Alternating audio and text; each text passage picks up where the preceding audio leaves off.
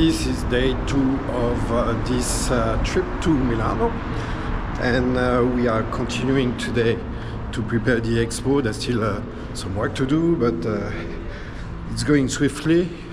I also have a press conference and two interviews. I'm not sure I'll be allowed to film them, but yeah. This is the plan for today.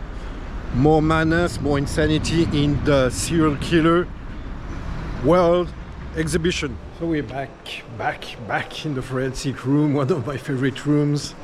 Lots of energy here, lots of things happening. Maggots are still feasting upon this magnificent recreation of a dead person. As you can see, they're still moving, still going strong. The entomologist that I spoke with yesterday told me that they sometimes open the aquarium so they can feed them and they can breathe. So that's cool. There's no animal cruelty involved. This is the actual real body that was used for this autopsy scene. Very brutal, very extreme. Created by a master in plastination that has studied the technique, Roberto Paparella. Beautiful work. This display here shows the forensic anthropology. There's teeth, molds here. Okay. Over there's a little cabinet. Maggots again, feasting on a skull.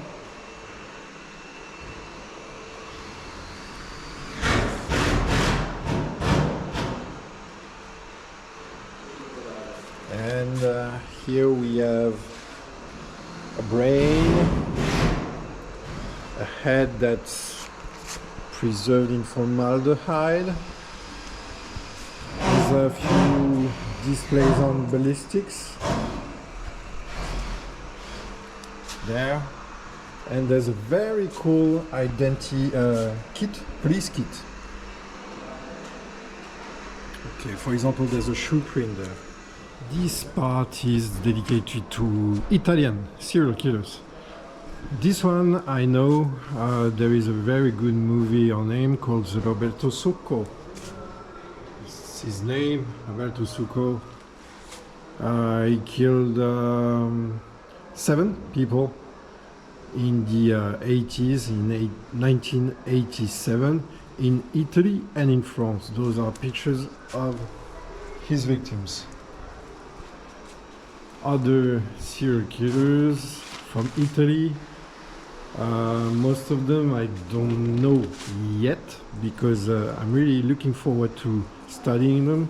I'm actually thinking of doing a book in English language on Italian serial killers. That would be very, very interesting, because there are a lot of interesting cases. Morandini, the monster of Milano, the monster of Treviglio, and one here very strange. It's called the collector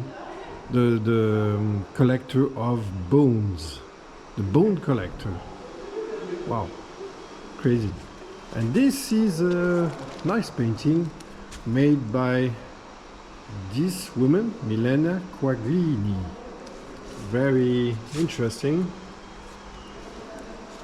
Is this some kind of Italian Eileen Wuornos? She kills 3, suffocated them. Wow. Looks like it's really interesting. More Italian serial killers here. The monster of Modena. Unsolved murders. Many victims. The monster of Foligno. The monster of Aosta. And the monster of Terrazzo. with a signed book.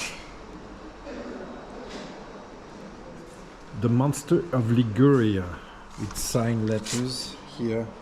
Very interesting case. He killed plenty of people, okay? 17.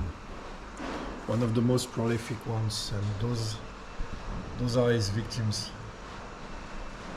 Donato Bilancia. And there is a sign, poster.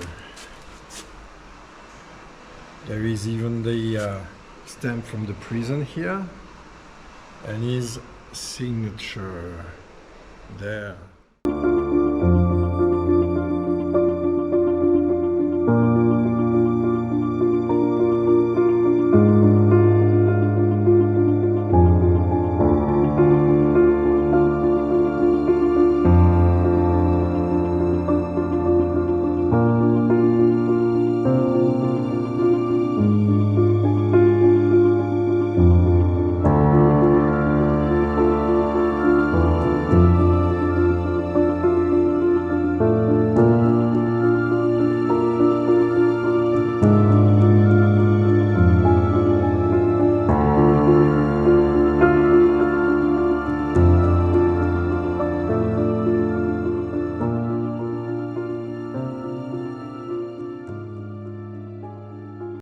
Let me show you a little bit the room about the Monster of Florence. If you've seen a previous video of mine, I went to one of the murder sites. It's one of the cases that I'm really into.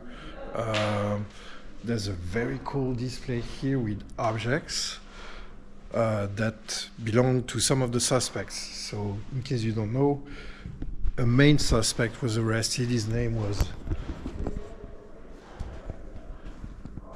Pacciani, Pietro Pacciani. This is a picture of him, and this is a very cool item. First time I see this, it's a drawing that he made when he was in prison. It's a very cool item here on display. Those are actual portraits, identikits, as you can see. Some really cool identikits here, and we have ballistics, so that's an amazing document. So this document here, probably one of the rarest.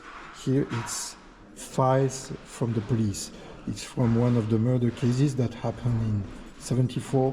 For obvious reasons, they cannot show the actual death photos that are inside. I've seen them. They are extremely graphic, but it's an exceptional document that belongs to Roberto.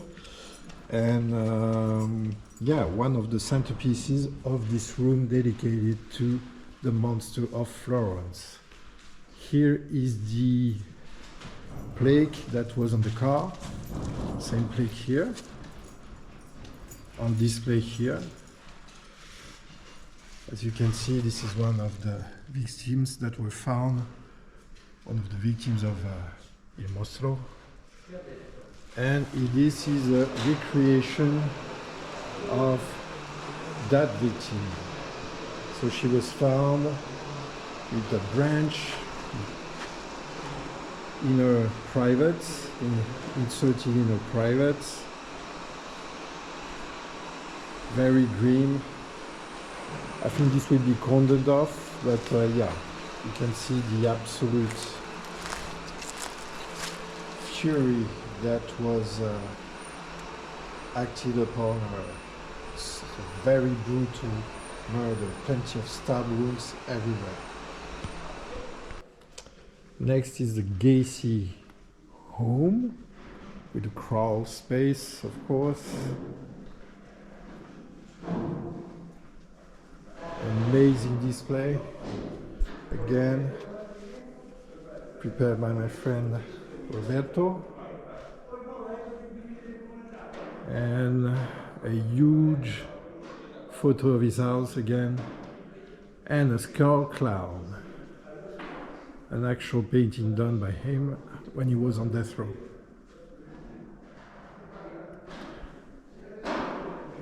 Next is Dennis Nielsen.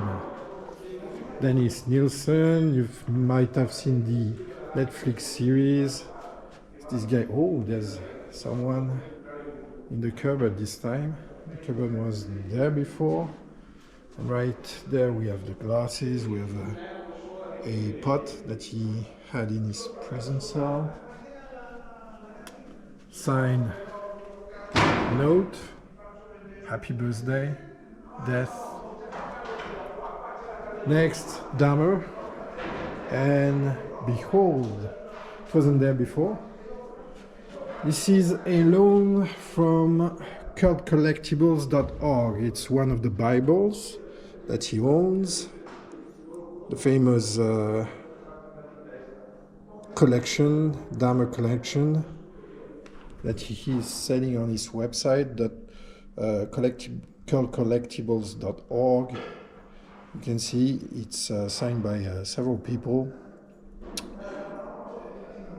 And this is a Bible that was found inside his cell. It's his Bible that he had before being brutally murdered by Christopher Carver.